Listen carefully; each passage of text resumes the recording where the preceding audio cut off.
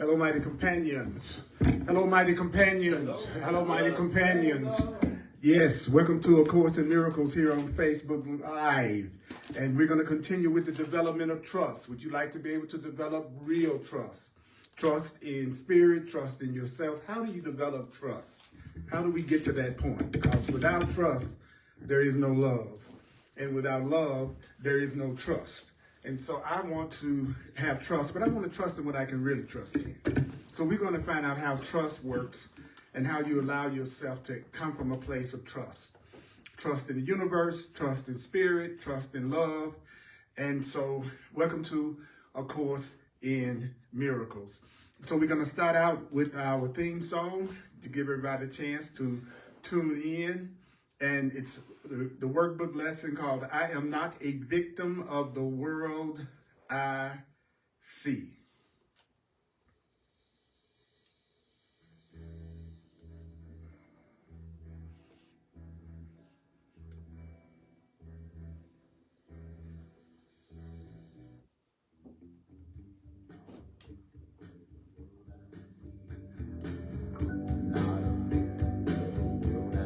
No matter what you're going through right now, no matter what seems like it's happening in your life right now, this is the truth. I'm not a victim. I gotta remind myself of the world I see.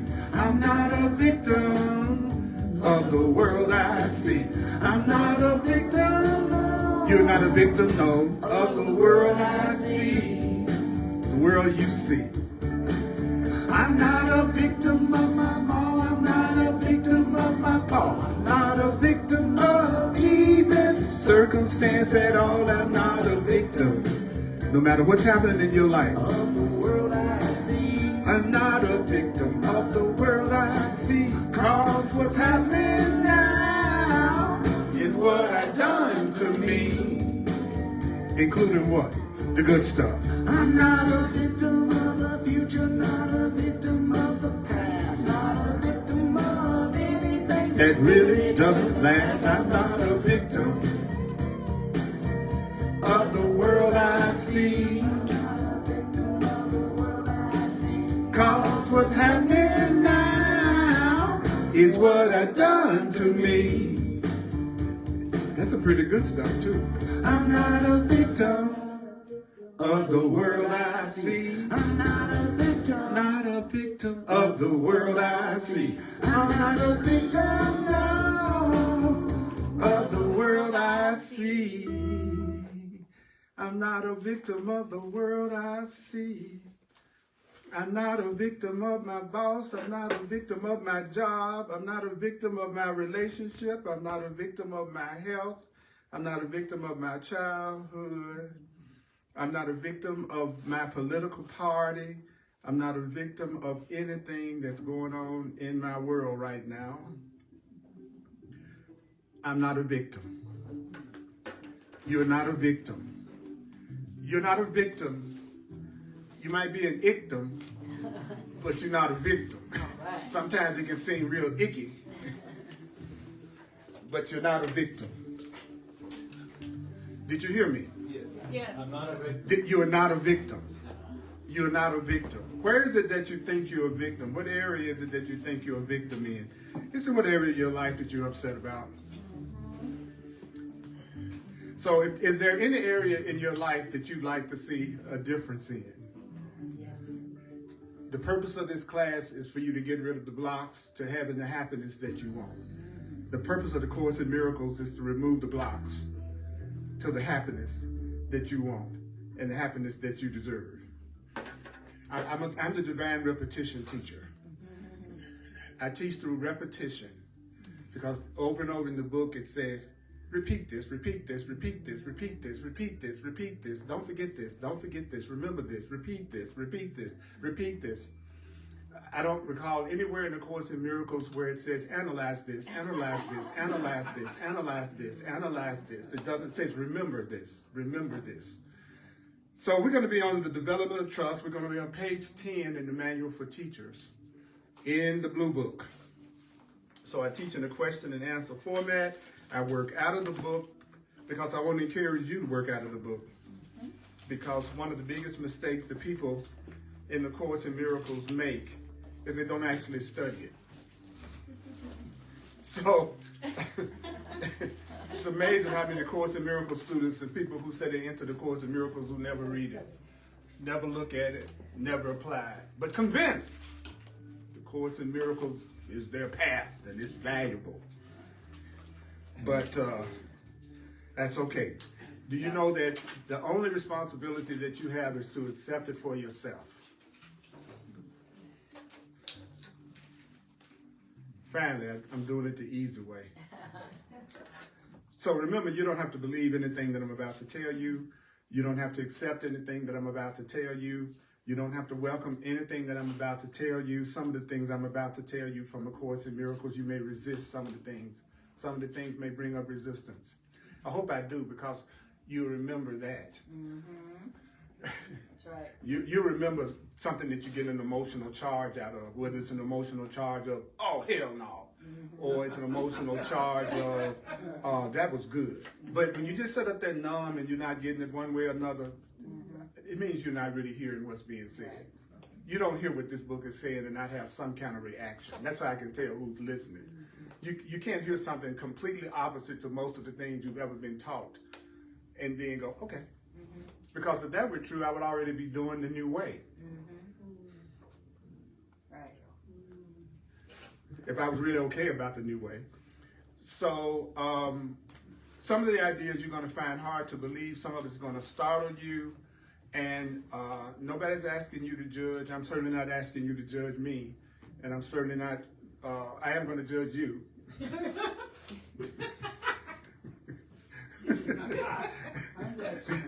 I'm not enlightened yet. I still judge sometimes. I know you may not, but I know you might need to leave after hearing that, because I know you don't know anything about that.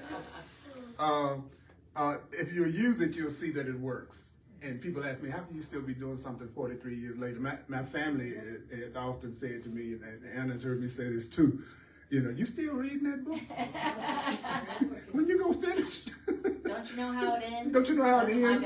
Don't you know how it ends by now? Are you 40 years in and you still reading that book? But people don't take that attitude about the Bible. No, they don't. That's what I said to him. Yeah. People don't take that attitude about the Bible. When it comes to the Bible, they think it's normal for you to continue to study it and read it and apply it. But A Course in Miracles is it's not a novel. Right. It's not a novel that you read. So it's an instruction about how you can get out of the way and let God take care of you. That spirit. It's a book for people who would like to be taken care of by God, by love. Okay, that's why I love it. Okay, so I'm going to do a quick recap. And if you use the ideas, that's going to show you that the ideas are true if you use it. So we were talking about the development of trust, and we were told that when you're going to develop trust, the first thing that's going to happen is that you're going to go through a period of undoing. And when you go through this period of undoing, it's going to look like things are being taken away from you, but what's really being taken away, and always remember the Course in Miracles is talking about perception first and foremost. I think what makes the Course in Miracles difficult for people is they think too much about it's related to physical manifestation. It's a book on how to change your interpretation, your perception, your awareness, and your judgments of how you're looking at things. Mm-hmm. Why do you think it puts all the emphasis on perception? It puts the emphasis on perception because it's your perception that's determining how you feel. It's your perception of things that's determining how you feel. So how you feel right now, what is determining that? Your perception. The Course in Miracles says your perception is your interpretation. So what's determining how you feel right now is how you are interpreting that situation that you're in right now. And you know the situation I'm talking about, because everybody got one. Yeah, so we're going to apply this to your situation. Whatever the situation is that you know you would like to have a different experience of, this is what this is about. How do I develop trust? So the Course tells us that sometimes you're not at the point that you can change internally. Just because I tell you to forgive, that doesn't mean necessarily that you're just going to turn around and internally shift and forgive. So if you are stubborn and you don't want to apply the new interpretations, then there are going to be changes in your external situation and circumstances. So if right now there's a lot of changes in your external circumstance, don't you know it's a possibility that there are some internal shifts that you haven't been willing to make yet, especially if a lot of those changes are upsetting you in some way. So the Course is saying sometimes the plan will call for changes in what seem to be your external outside circumstances. So what should you do if you're seeing a lot of changes in your circumstance? Tell yourself that change is helpful. That change is helpful. All changes are helpful. Every change you are going through in your life right now is helping you. Every change that you are experiencing with anybody in any kind of way is helping you right now. What's happening with any change that you're having right now is helping you. Do you necessarily like them? No. It doesn't mean you're going to necessarily like the change, but the change is helping you. Okay. Then, when will you go to the next stage? Well, the Course says, well, you're going to go to the next stage when you start really staying and believing all changes are helpful. Okay? So what I've been doing all week is my ego will go off about something like it normally does, and then at the end of that loop, bang, that change is helpful. Okay? Make your lesson the period at the end of your sentences. That's what you just end up on the truth. Yes. No matter what you're telling yourself, end up on the truth. Yes. Part 1 is expressing how you feel just the way you feel it. Part 2 is bringing that to the truth, but not bringing the truth to it. Right? People don't like me. You don't want to bring the truth to people don't like me. But you want to bring people don't like me to the truth, which is that you're giving it all the meaning that it has for you. It's not even that people don't like you. They just might not even be thinking about you. Right.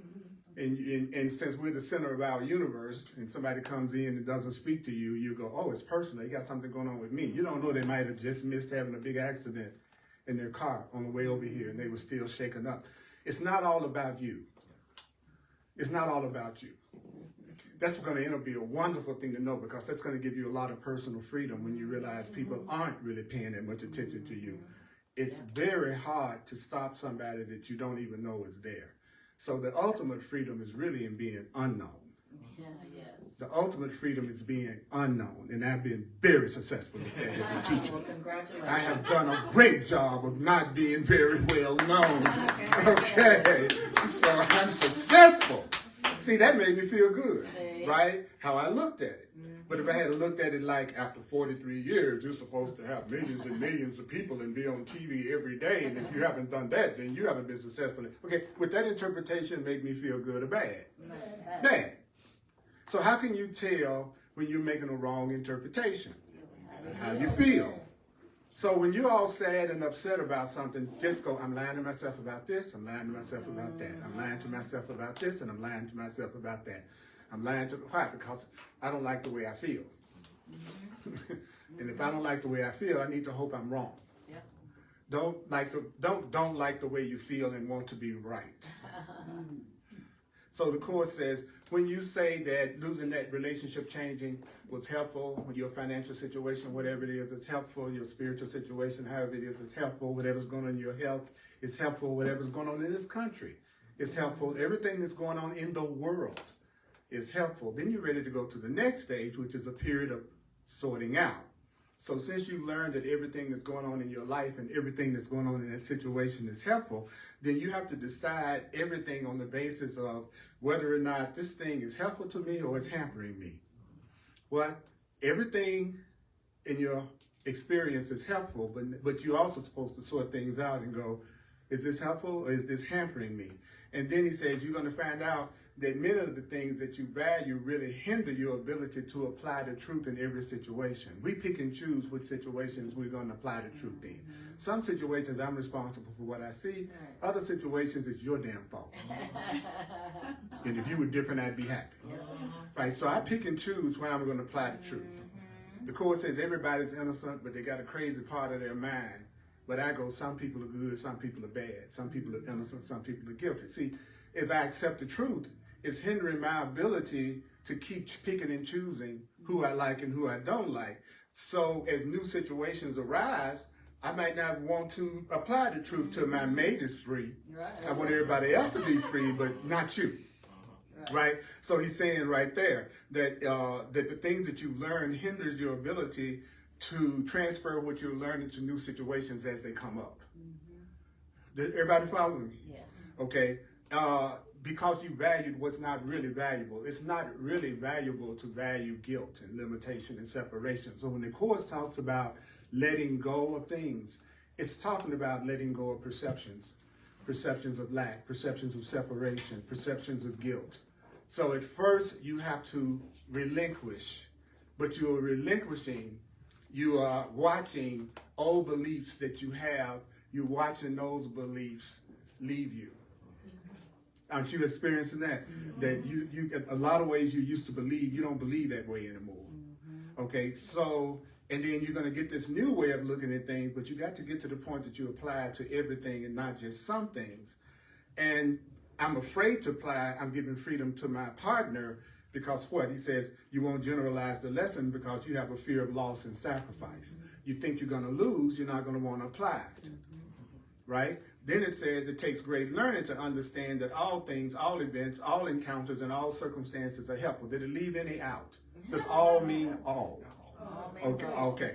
So it's only to the extent that these situations and encounters are helpful that you should believe they have any reality in this world. So you're no more real to me than I see you as helpful and in the ways I see you as helpful. And whoever I don't see as helpful in my world, that's someone that really is an illusion.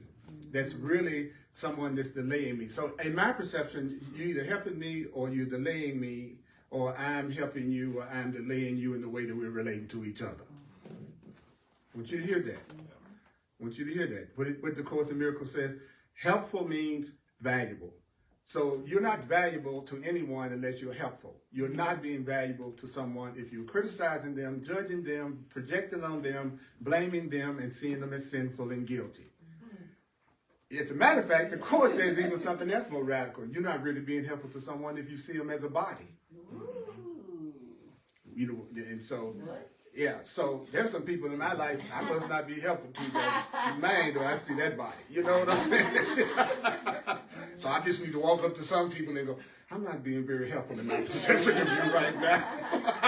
You want to have a date? You want to go out, you know, yeah.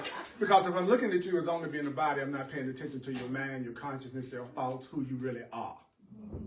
So that's not helpful. Right. Just the Course says we think because something looks good, it is good. So all you got to do is look good, and people will think they want to get to know you. You could be a serial killer, right? But just as you handsome, they think they can trust you.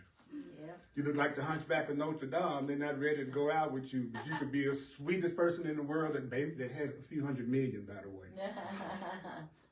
I've read many stories about people going into expensive jewelry stores, but they're coming in looking like regular people, and the salesperson is so snooty they won't even walk up to them, and then find out later that was a billionaire that was just in the door because they were judging them by the way they look, right? So the Course is saying to us, valuable is what's helpful. What you see is the late. Now let's make it simpler. Well then, how do you hamper me? You're hampering me if you're not helping me remember the truth, and I'm hampering you if I'm not helping you remember the truth.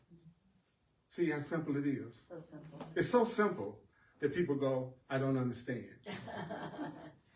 Which is the same as saying, I don't accept. Right. I'm not accepting what you're saying means I don't understand what you're saying, means I do not accept what you're saying, means I don't understand what you're saying, means I do not accept what you're saying. And I say I don't understand what you're saying because I'm not accepting or believing what you're saying. So I'll go, I don't understand that. And the truth is, you just told me I wasn't a body. And you just told me that it's helpful to see everybody as free, and I got a few people I don't want to see as free. I don't understand what you mean by all of this. No, you understand what I just said. You just don't want to do it. Right. So you'll tell me you don't, or you'll ask me a question to interrupt me so I won't keep saying it. That's the other thing the Course says. Most questions are just to get you to shut up, Earl. The question has nothing to do with the person really wanting you to answer the question. Their ego felt threatened by what you were saying. And so they wanted to stop you by asking you a question. That's why in most cases you can come back 15 minutes later and go, now I can answer your question. And 90% of the time the person says what? I don't remember it. It's gone because it never was about the question. Part of them wasn't accepting what they were hearing. They were feeling threatened about what they were hearing, and they needed to interrupt that train of thought because it was threatening to their ego. Y'all with me? Yeah. It's okay if you tell me you're not. I don't mind clarifying. Okay? And that's why I use the book, because I want you to use the book. I'm here for Course in Miracles students and people who have a genuine interest in the Course in Miracles. I'm looking for a very niche audience. Okay? And so far I've been very successful. Yeah, no, that's the one I use. No. I need, it's one up in the cabinet, right in the other room. Okay, so the first stage is what? The first stage is undoing. The second stage is sorting out. So now we're going to go to the third stage. Now the third stage that you have to go through, what is it? It's a period of relinquishment. What is a period of relinquishment? A period of relinquishment is a period of letting go. So if you interpret having to relinquish or let go as you having to give up something that you don't desire to give up, then it's going to bring up a lot of conflict. If you think the Course is asking you to let go of something that you don't really want to let go of, then the Course says you're going to go through a lot of conflict. You're going to go through a lot of fear. And that's why people back off the truth, because when I was a kid, I learned that to be spiritual, I had to almost not do any of the stuff I love to do. Growing up in the Baptist church, almost every single thing was a sin. Yeah. And so I really was just, oh my God, I'm not going to have no fun. You know, and I didn't mind so much hearing about going to hell because I knew that's where all my buddies was going to be. Yeah. So I wasn't going to be by myself. Right. But in heaven sounds boring to a black dude. Big James wasn't there. You know, Earth, Wind, and Fire, you know what I'm saying? You know, it's like what people present as heaven is somebody else's hell. Right. So what other people would try to define to me as what heaven was like, with me sound like enormously boring. But hell sound like where the people that was where the party people were. Yeah. You know. So The music, the dancing. the music, the dance, and everything. So the Course says, now the first thing I want you to know as a teacher of love, a teacher of God, a demonstrator of love, is that you are probably not going to escape this distress. That you probably will from time to time feel some distress, and you're going to tell yourself the truth is asking you to give up something that you're not ready to give up yet. Like your grievance towards your daddy, like your grievance towards your ex, like your grievance towards your co-workers. It's people don't think about not wanting to give up and stuff like that a lot of times. But remember, the Course is talking about perception. I'm going to keep going back to that. Do you know, I used to freak out when I first started studying the Course and kind of get angry because there would be many parts in the book that would say, you could have heaven today. You could have total and complete peace and love today. And I would like go, how in the heck could I have complete peace and joy today? And there's so many things that need to change in order for me to be happy. And I got so many people that I need to change in order for me to be happy. And I think I got a job that needs to change for me to be happy. And I think I got a few relatives that need to change for me to be happy. And I got some friends that definitely need to change in order for me to be happy. Oh, there's a political party or two that needs to change for me to be happy. You know, the climate change needs to change for me to be happy. So when they would say, but you could be happy right now.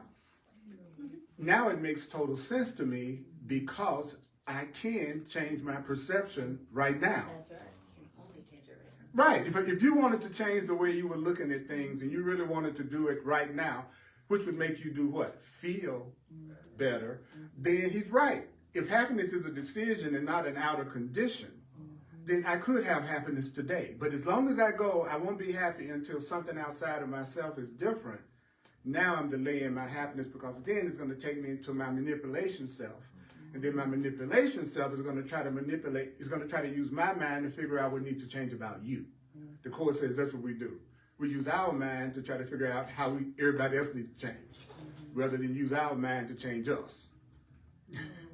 Right? I mean, I do it all the time. Every time I think somebody needs to change, I'm doing it. I'm using my mind to figure out how you need to be different in order for me to be happy. The Course says there's only one problem about that.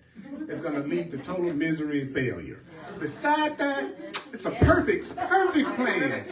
Perfect plan. You know, absolutely. Now, then again, I'm going in the book, but I'm using the book because people claim it's hard to read. It's right here in front of us. That's what I'm doing, right? He says, few teachers of love, that's you, are going to escape this distress entirely. What's the distress? Of the conflict about there are going to be some things I'm not going to be willing to give up. He says, there's no point in sorting out what's valuable from what's valueless unless you do the next obvious step. What's the next obvious step? Let go of it. Yeah, exactly. If this is hurting me, and I've sorted out that A is hurting me instead of B is hurting me, I should be willing to let go of A. So there's a period of overlap in which you feel like something about this is calling you to sacrifice your own best interests on behalf of the truth. It looks like it's to my best interest not to trust people. It looks like it's to my best interest to hold on to this grievance from my childhood. So it actually looks like the truth is to forgive somebody that I think really hurt me. It looks like the truth is asking me to sacrifice my own best interest on behalf of the truth, because certainly the way I'm acting right now, I must think it's in my own best interest to hold that grievance. I think it must be in my own best interest to be on a job I hate. I think it must be, you see what I'm saying? I wouldn't be staying in the situations I'm in unless I thought there was some kind of payoff. So that means I do think what I'm doing right now is from even being sad and depressed. I think being sad and depressed, somehow I'm going to depress myself into joy. You know, everybody knows if you're depressed long enough, you're just going to feel better. Oh, yeah. Everybody knows that. Right? I mean, that's what we all act like. You know, I'm going to be so sad, I just turn happy. Yeah, that's right. Right? So the Course is telling us that sometimes it looks like you're going to be asked to sacrifice your own best interests on behalf of the guidance that you're getting, because you haven't realized it's totally impossible for you to ever sacrifice your own best interests if you're practicing the truth. If you're practicing the truth, you're going to acquire your best interests. You're not going to lose your best interests. If you're coming from the truth and coming from love and coming from what A Course in Miracles or your spiritual path is teaching, it's impossible for you to lose. Yeah. It's impossible for you to lose if you're following the truth. If you're following the truth. Can it look like you've lost if you're not following the truth? Yes. So in the areas of your life that you think you've lost in, that you don't think it's helpful, right, then that's the area of your life that you're not applying the truth to. Let me give you a perfect example.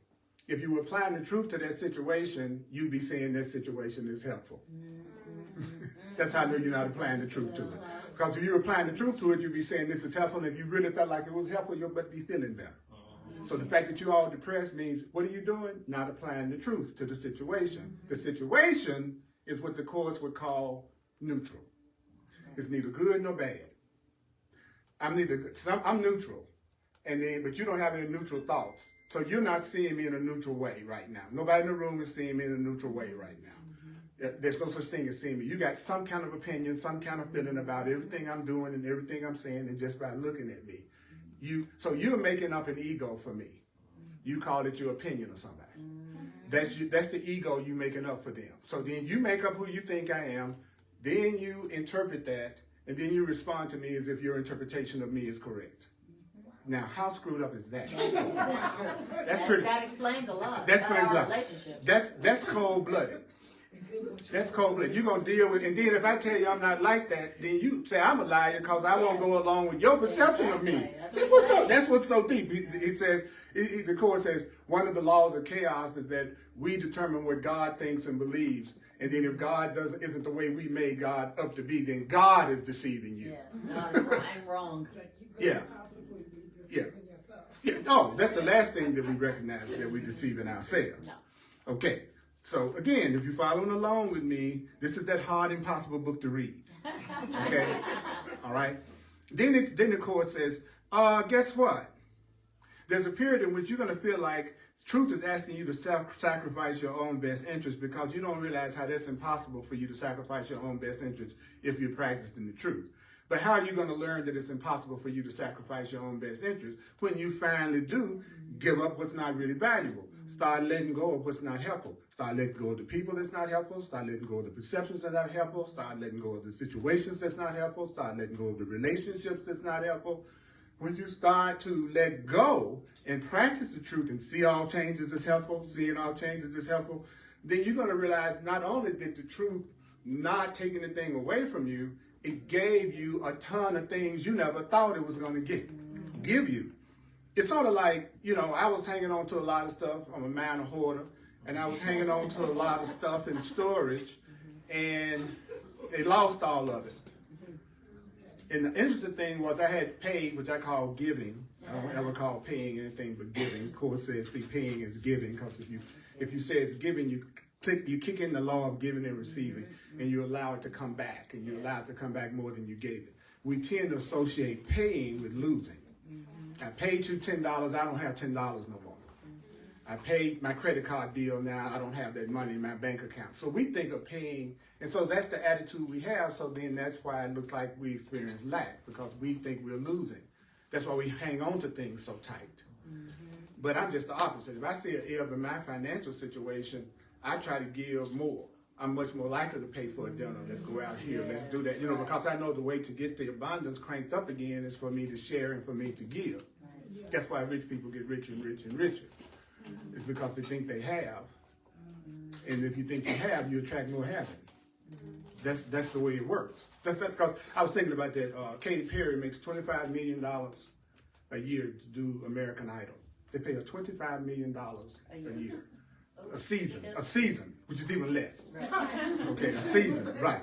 And now check this out. For judging. Right. And so that's not a message from the ego. Well, if you judge, you're gonna get a lot of money, right? But so what's interesting about that is her net worth is $320 million, which is amazing.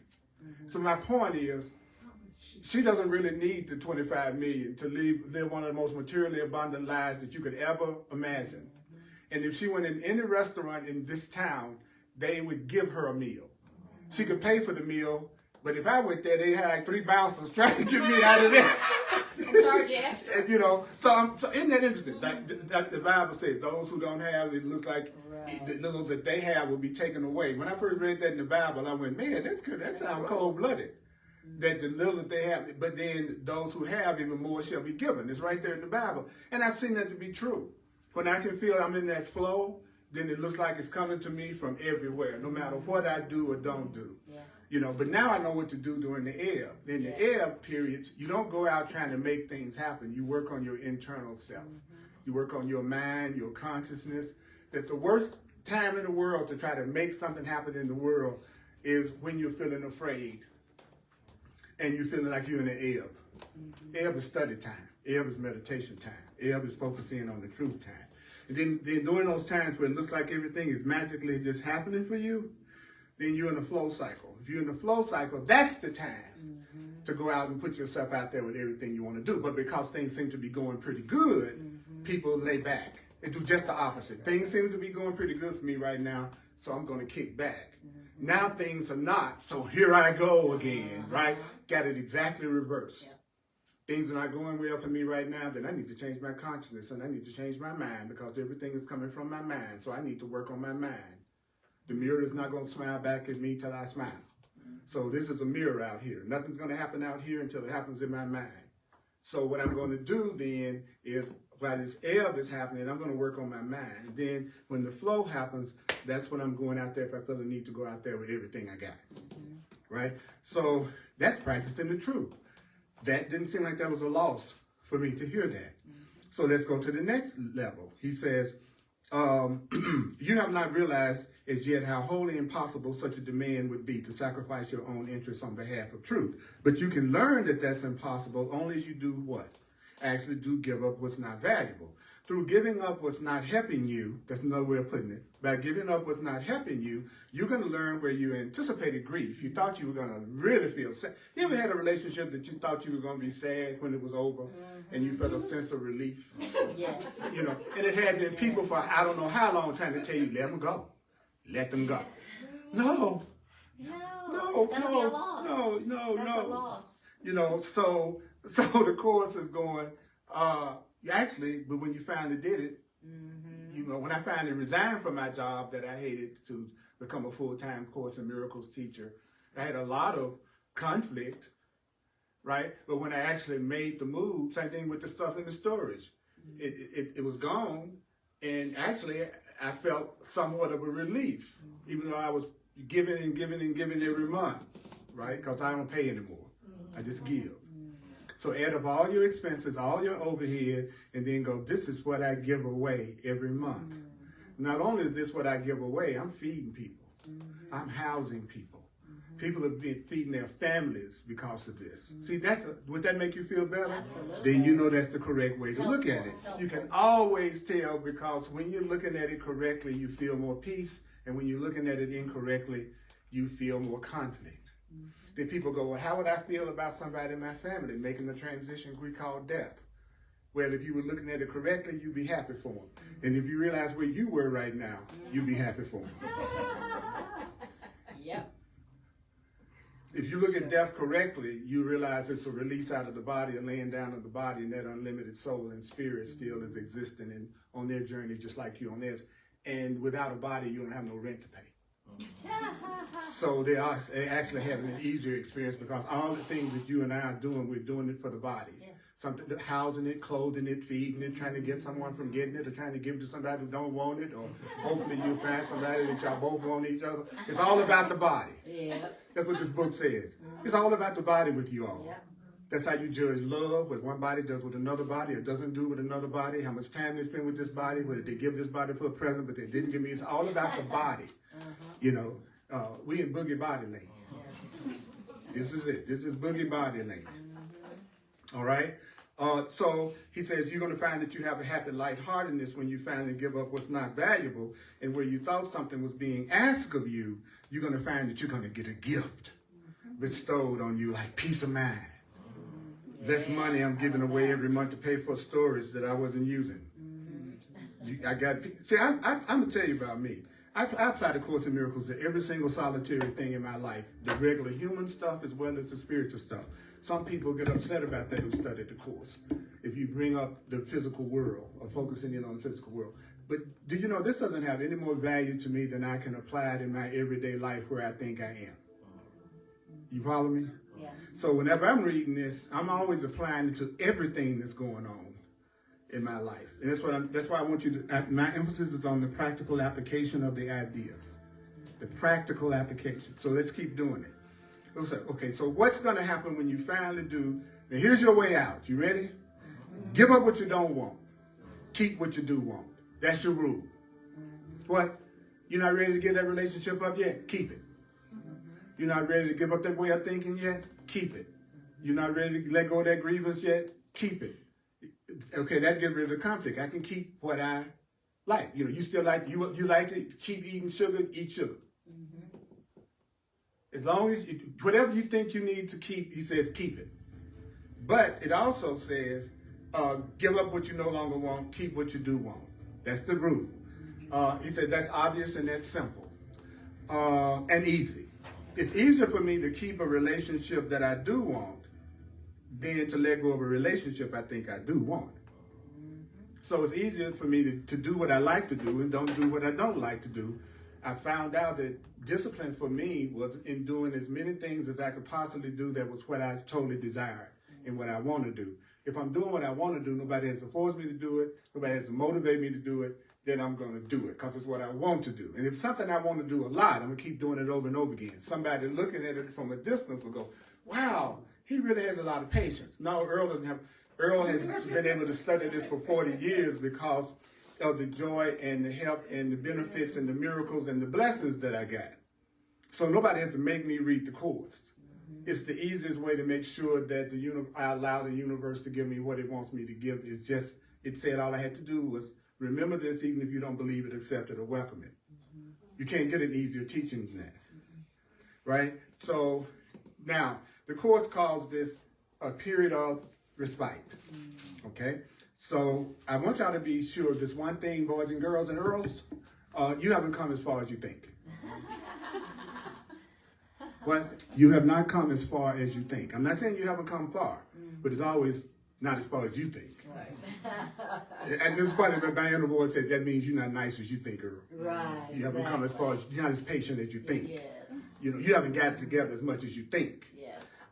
He says, but here's the cool part. What's going to happen when you're ready to go on? You will not go on from here alone. So after you let go of what hinders you, then you end up attracting a lot of cool people into your life, and you won't go on this spiritual path alone. I said it again. You go with your mighty companions. Where are they? They're not in front of you. Your mighty companions are not behind you.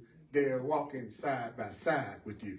If you are the leader and I'm the follower, you're walking by yourself and I'm walking by myself. And if I'm the follower, and you see these reverses, the same thing. It's not until we're walking side by side that we're walking together. So that means we are equals. I see all of you as my equals. We are all the same. We're on one level of consciousness, the learning level. The Code says that's not but one level, the learning level. And everybody here, we are learning.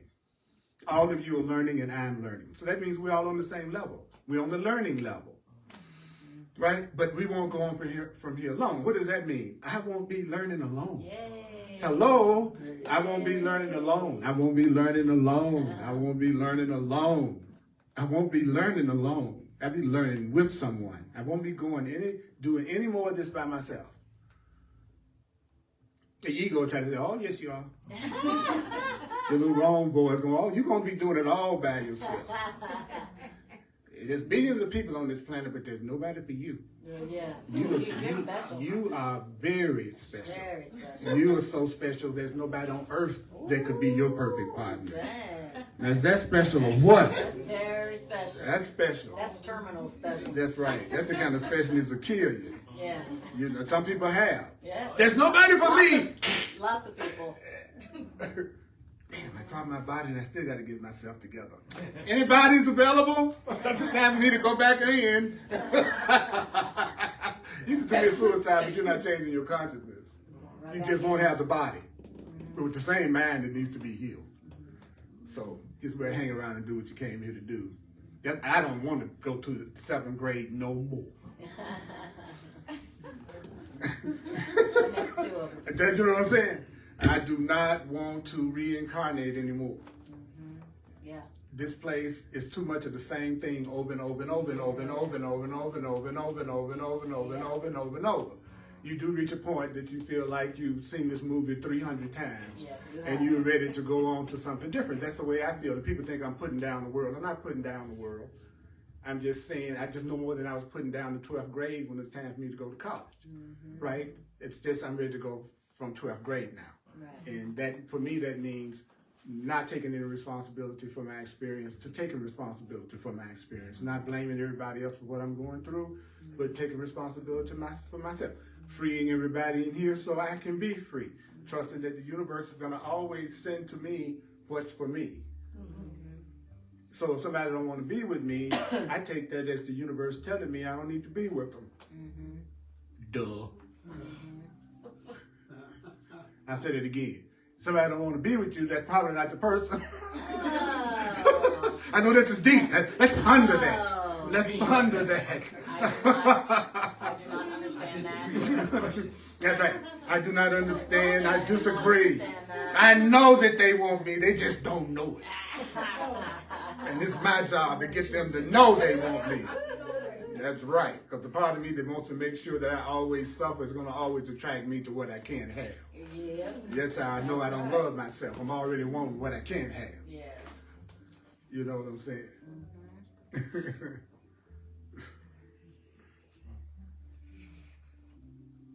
So after you get the people that's going to go with you, the first thing you do is rest a while.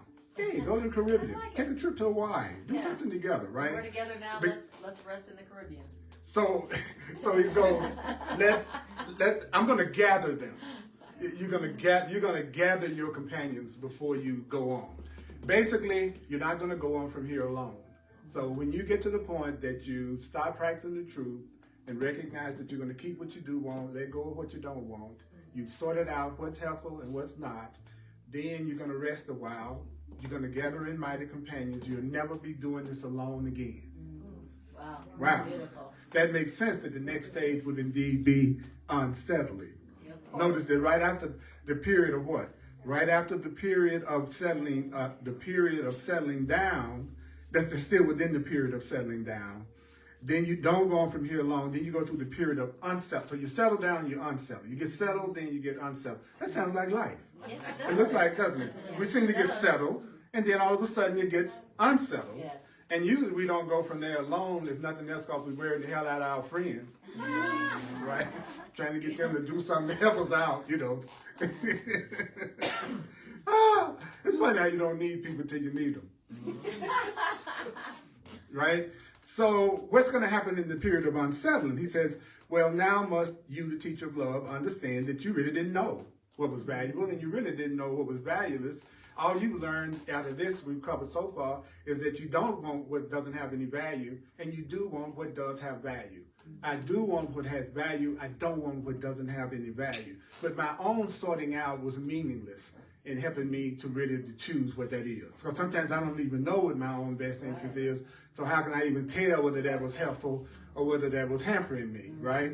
So he says that's because you believe you can lose. And as long as you have the idea of sacrifice, it's impossible for you to judge what's really valuable and what's not.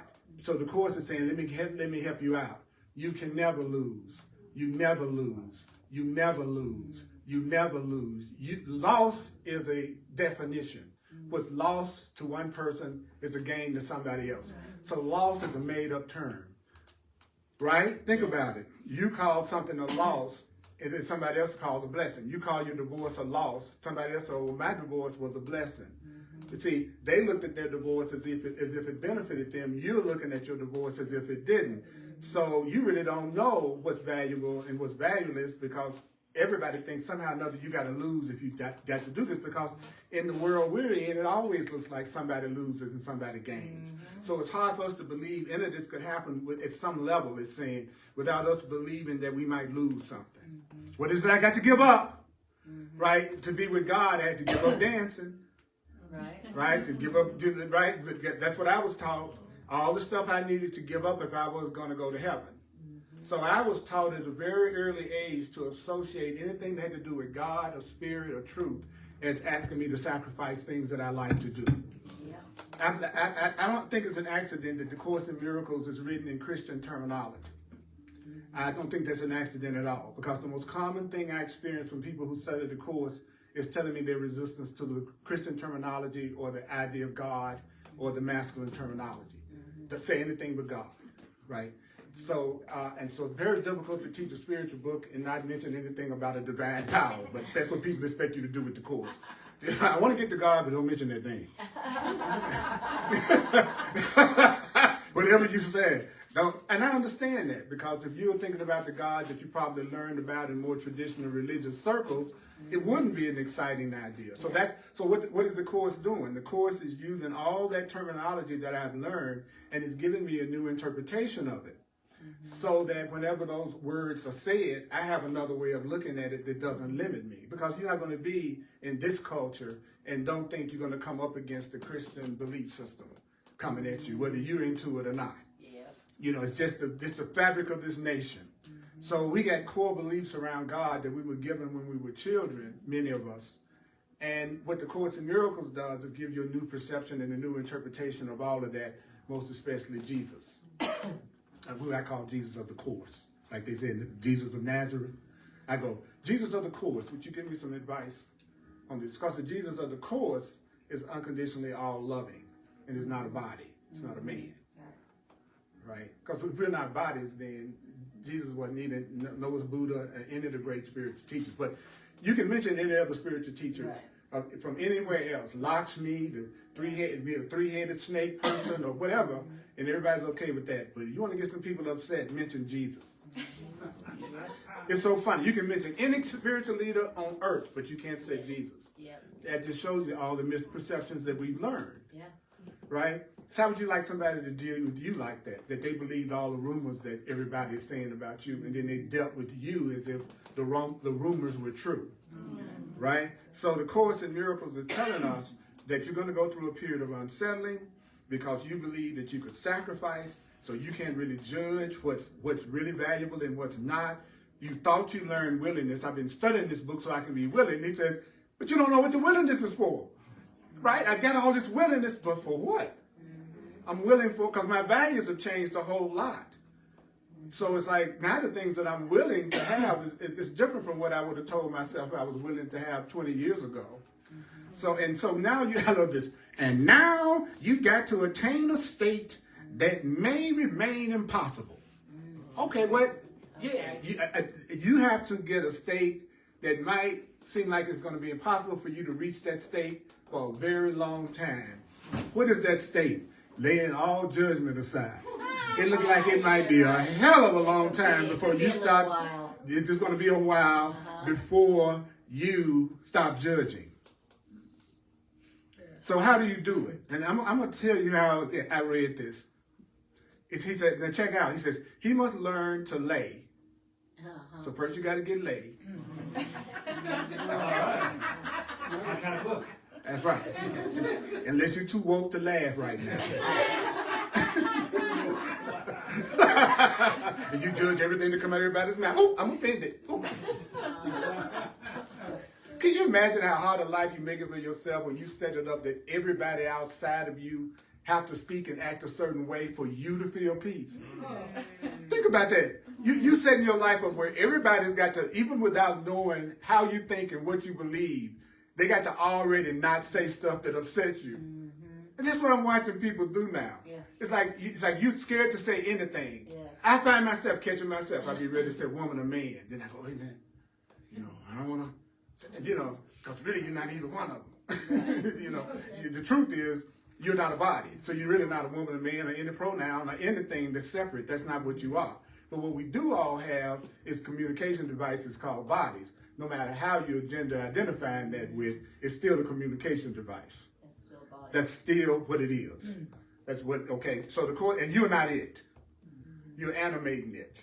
You're an animator. You are not your body. Your body is a communication device. It's the way we reach each other. It's the way we join minds. It's the way we join hearts.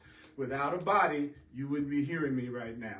So people who think they're our bodies, they are bodies. They only hear other people who think they're bodies. And then all the beings that are outside the body, we don't even hear them. We don't even give them any reality at all. And when you begin to wake up spiritually, you're much more interested in being in communication with the invisibles than the visibles. So I work all the time with my relationship with my invisible guide, my invisible guides, because they're the ones that's more, that part of me is more aware of the truth of what's going on than the part of me that thinks it's separate from me. See, you're me, I'm you. You're me, I'm you. You're me, I'm you. You are me, you are me, I am you. Now, we see each other's bodies, that doesn't make any sense. But the minute I can think of you not being bodies, then I could see how we could be the same one consciousness. The same. It's only the bodies that make us think we're separate, and it's only the egos in the body that makes us think we're separate. Ego in the body is Earl Purdy, Social Security number, blah, blah, blah, blah. Okay, that's the ego. This is the ego.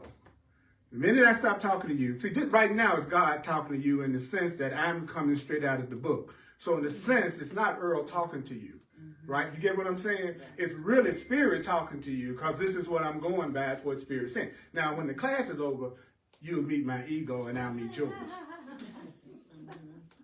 You see what? Because you won't be talking this after the class is over, and I won't either consistently. We'll let that old programming that we haven't, that we still want to keep, haven't let go of yet. We'll go right back to it because it's conditioning and programming. But this is going to be conditioning and programming one day. Yes. One day it's going to be as natural for you to think this way, and the other way you go, how did I ever think like that? That was so much harder. Yeah. Changing you all is so much harder than changing my own mind. Yep. But I used to want to do that. And then people will tell you, they want you to do that. Right? In the beginning, everybody, well, tell me. I'm willing to do it. Right? But, and so that leads you sometimes to forget that even that's a gift that they're giving you.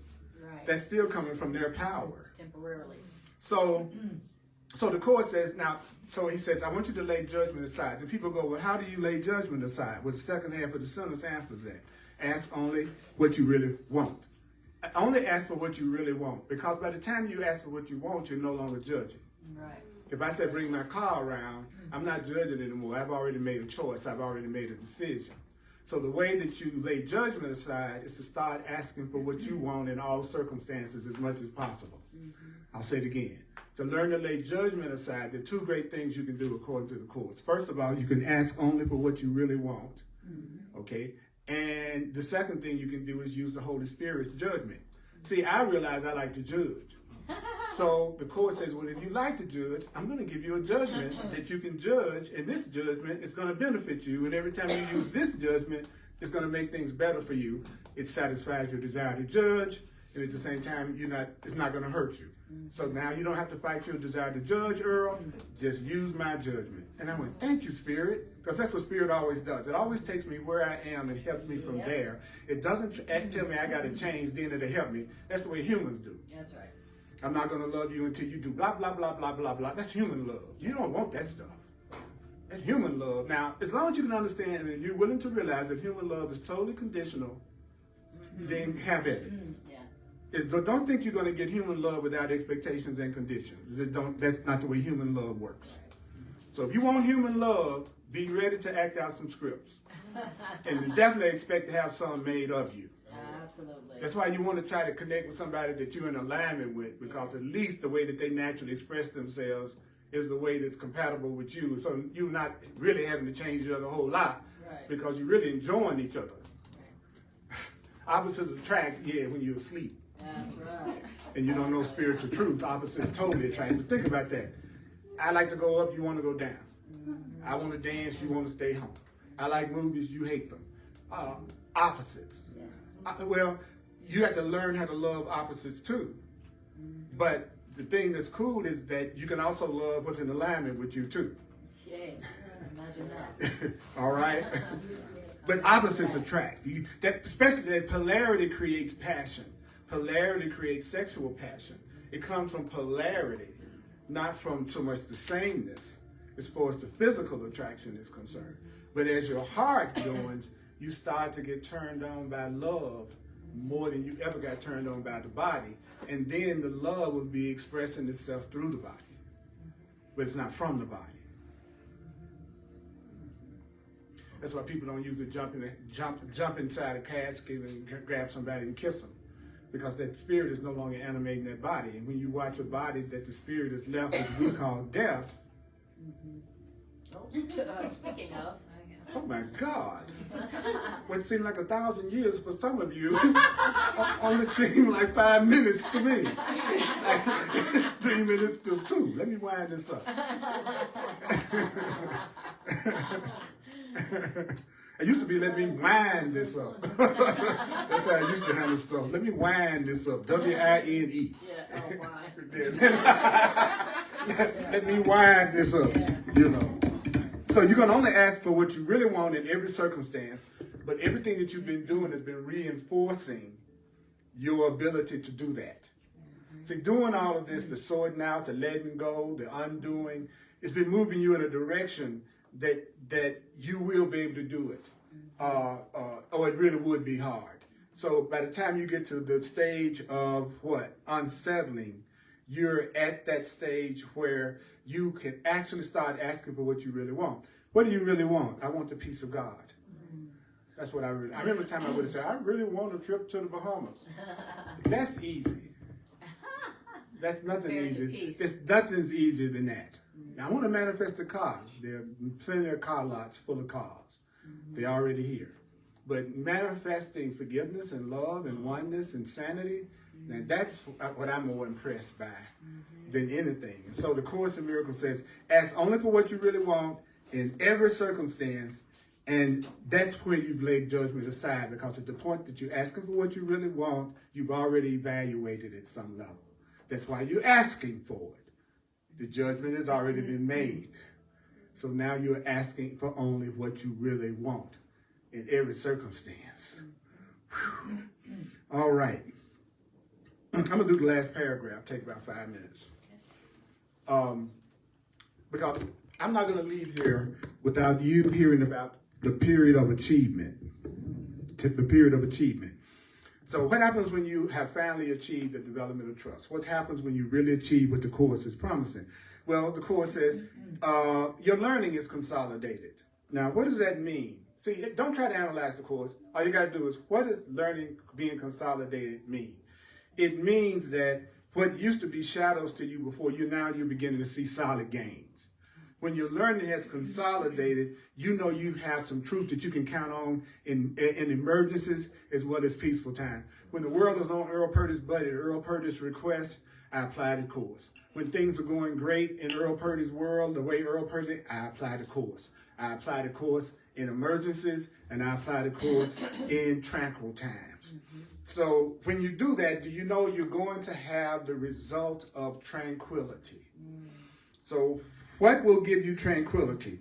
There are three things that will give you tranquility: honest learning, consistent thinking of the truth, and fully transferring it to everything in your life. I'll say it again.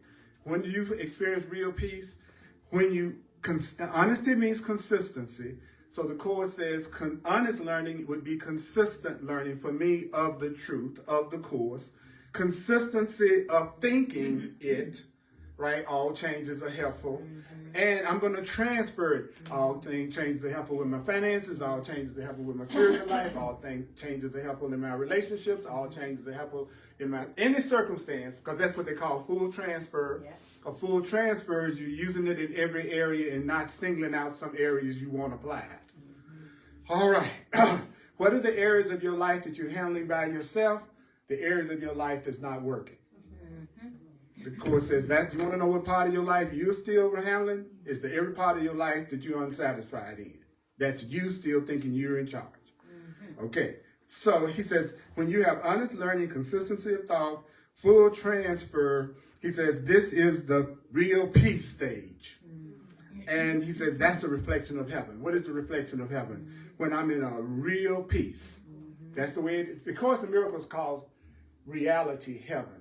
So when it says heaven, he says, I'm not talking about a place. I'm talking about a state of being, a state of mind, what you really are. So when you're at real peace, that's the closest that you ever get to being yourself. Like you say, I want to be myself. You're saying, well, I want to know peace. I want to know joy. I want to know love. I want to know freedom. Well, that is me being myself. So that is what you are. And anything that tells you you're anything other than that, that's the voice. The Course calls it, you're listening to the voices of the dead. It says in the book, stop listening to dead people. Like that movie. I see dead people. The people in the audience didn't know he was talking about them. And he was talking about us. We are dead people. Yeah. If you're not loving each other, you don't recognize the truth and your oneness, the way we treat each other. The Course calls it, he said, don't listen to dead people. People who don't know and won't share the truth with you. I don't care what they look like. I don't care what kind of bodies they have. Sane people got bodies too. Yeah. So it's okay. You don't lose. At the time I would deal with crazy women if they look good. I know none of y'all ever done that. I know you've never been attracted to anybody by their physical appearance. Because y'all so spiritual now. Everybody's so, like, really? Earl? I can't. What? Wow, Earl. Yes. The butt mattered. The butt mattered. So guess what? From honest learning, consistency of thought, and full transfer, the way to heaven or love and reality is easy. As a matter of fact, if you're doing that, you are having heaven and love right here, right now. Every time I'm up here sharing with you, it's the happiest time ever for me. It's when I'm being used by God as a messenger of love. I'm telling you, it's when I feel like I'm most being myself. It's when I feel like I'm most being honest. Because this is the way I think, whether I'm saying it out loud or not. So just because I'm silent don't mean I'm agreeing with the way you're looking at things. Because when I'm silent, I'm only saying as much as I can loving things that I want to happen to you. I'm saying I want you to have peace. It's a call for love. I want you to know that you do. And what's going on in my mind is so different from what used to go on in my mind when I was quiet. Because I find it's easier to practice the truth with people if you don't say nothing. Yes. I'll say it again. I found it was easier to help people if I didn't say anything, because then I don't have to get the opposition to what I'm saying. I tell you, you're innocent, you tell me how guilty you are. I tell you how much you deserve to have relationships at work, you tell me how they don't work for you. See what I'm saying? So I don't want to engage your ego. I want to engage you. So I do that mind to mind. So I just think it. And then the people that I can say it to, I'll know who they are because they asked me. Right. It's a radical concept. I try not to give unsolicited advice. And I just wait because then I know that that's when they would be most receptive to hearing what I got to say, is when they want to hear it. Duh. Wow, I know that. Quote me on that. So the Course says, who would go anywhere in peace of mind is already complete. Look, if I'm already happy where I am, then I'm okay where I am. I'm not going to be trying to change everything in my life if I'm totally and completely happy and satisfied. I might do it just to do one of those things what I call what-if scenarios. What if I went here? What if I went out of town? What if I gave myself? You see, that's different from I got to have it in order to be happy. Okay? So who would seek to change tranquility for something more desirable than tranquility? Whew. What could be more desirable than tranquility? What could be more desirable than total fulfillment? What could be more desirable than total peace and safety and oneness? Yeah. So that's what the question ends on. All right. Okay, I'm going to stop here. I'm going to do one little sentence to recap in just a minute. Those of you who would like to make a financial expression of appreciation, guess what? I'm going to give you a chance to do that. Yeah, right. I'd like to pass the bag. Well, see, that's why I'm a mighty companion trying to help me out. That's right. You right? You can, if those of you online, you can go to my website, www.earlpurdy.com. You can use Zelle, the Cash App, Venmo, and PayPal. And all you need is my email address, which is earlpurdy@earlpurdy.com. Purdy. earlpurdy@earlpurdy.com. Thank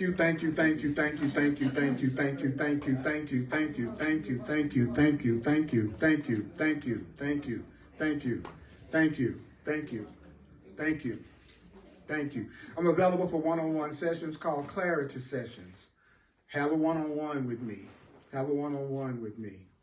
I can bring 43 years of all of this and more into the session and spirit as much as possible. There is nothing you can talk to me about that the Course in Miracles does not address. Because there's nothing that you can talk about that the Course in Miracles doesn't give enough how you to look at it to allow it to be healed. So don't say you're suffering and you can't get out of the suffering. That's not true. And your aid and your help will come through many ways, not just me. Okay? So I'm not at all saying that I might be the one. I might not be the one. But guess what? The answer's there for you.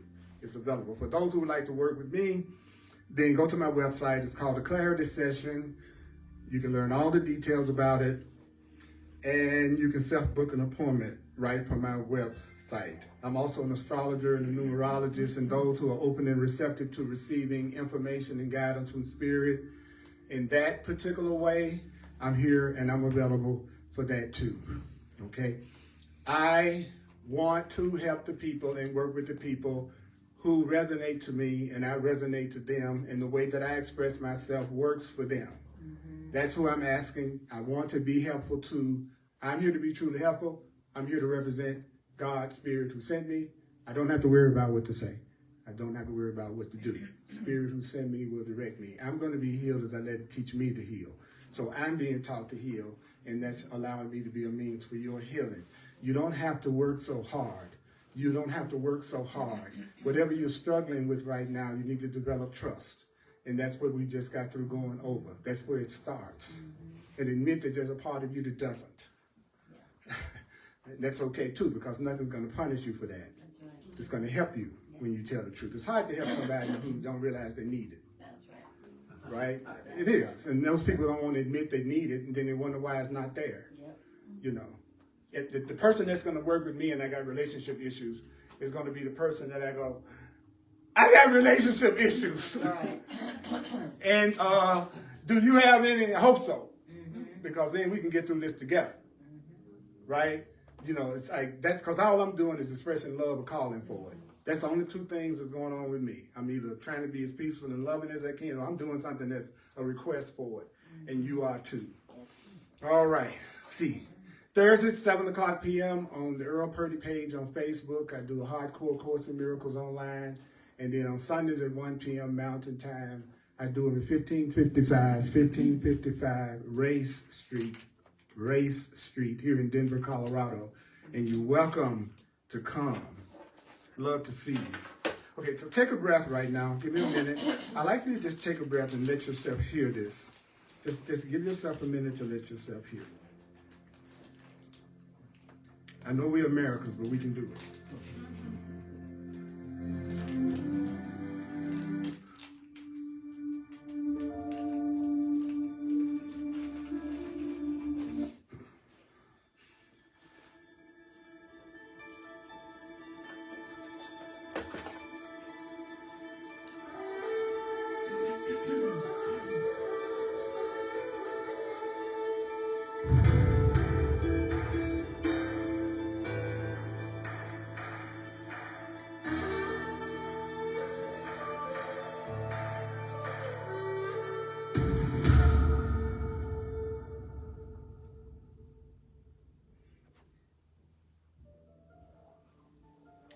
The first thing that you're going to go through right now, because you're developing trust, is you're going to go through a period of undoing.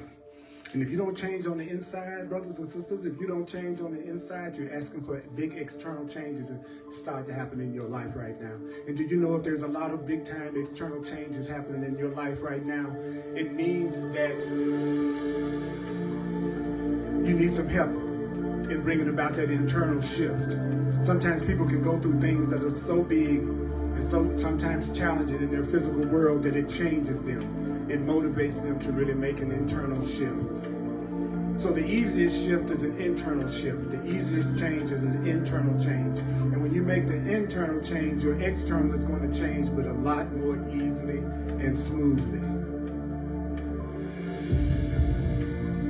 The next thing that you're going to do is you got to sort it out. You got to ask yourself, what's helpful? What's not helpful?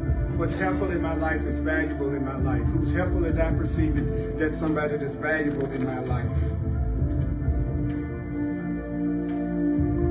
It takes great learning to understand that all things, all events, all encounters, every encounter that you have, every circumstance in your life is helpful. And it's not any more valuable than you see it as helpful.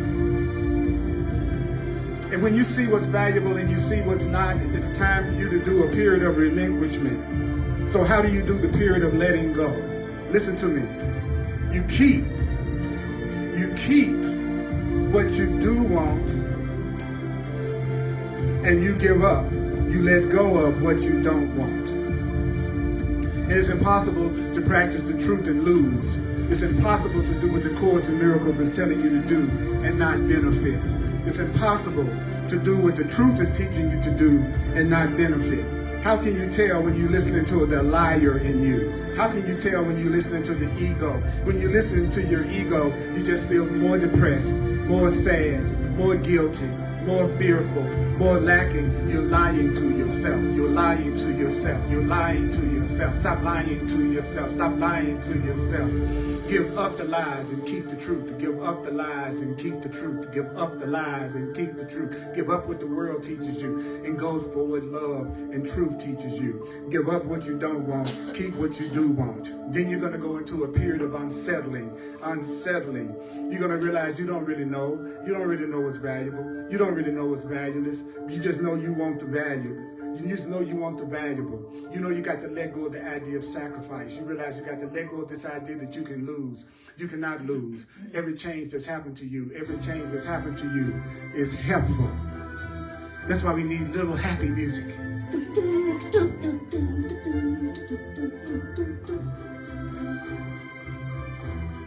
Anybody want to twerk on that? Want to do a little twerk? Guess what? You got to achieve a state where you lay aside judgment. And the way you do that is to start asking for only what you really want, only what you really, really, really want. Ask for only what you really want in every circumstance. And then you're going to go into a period of achievement. It's ready. It's time. It's time for you to go into a period of achievement. It's time for you to go into a period of achievement. It's time for you to go into a period of achievement. It's time for you to go into a period of achievement. You're going to consolidate your learning now. What does that mean, to consolidate your learning? well, you're going to experience tranquility and total peace and total fulfillment. How do you experience total peace and total joy and total fulfillment? You do consistent learning. You do consistent thinking. And you fully transfer what you've learned to every area of your life. You consistently learn the truth. You consistently think the truth of love, and you transfer it to every area of your life. That's the stage of real peace. That's the stage that reflects heaven.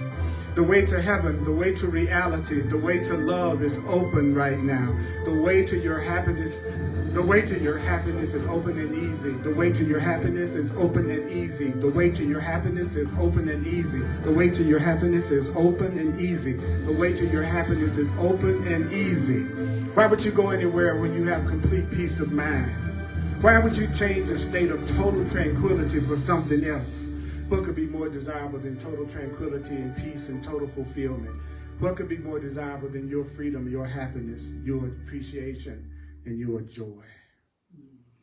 Mighty companions, hark. Hark. Miracles near. Can't you hear miracles are near? Can't you hear the mighty companions? Can't you see them coming? Yeah, here they come. They're coming, y'all. Did y'all see me? Did y'all see me coming over the horizon? And it's thousands behind me. And then thousands behind each one of those coming to love you, to support you, to see you truly, to help you, and most of all, to be safe for you to be around. Wouldn't you like to be around people that you feel safe with? I mean, really, really no BS, safe with. I want to be one of those people, because you have to be it to have it. You have to be it to have it. The Course says you have to be it if you want to have it. So be peaceful to have peace. Be loving to have love. Be free to have freedom. Be compassionate to have compassion. Stop expecting things to come to you that you aren't giving. God's love comes to you whether you give it or not. But the joker next door, that might not be so true. The average person, that might not be so true. Spirit loves us unconditionally, but we are learning how to do it. Isn't that right? Yeah. So cheat. How do you cheat? Try to be around the people you like as much as you can. They're not hard to appreciate. So that's what I call cheating. And that's what you want to do. Okay, I got to be more loving. Well, I'll just be around people that I really enjoy. Then they'll say, mission done. And then when you're around a lot of people that you love and enjoy, when you have those few people, and it is a few people, that cross your path, that's not so enjoyable, you got so much, you're so cool that they don't even bother you the way they would have it another time, because your life is so wonderful. Anyway, it's miserable people that judge everybody. Yes. So mighty companions, may the Course be with you. Watch this and listen to this at least 4 times. There you go. Love you. Woo!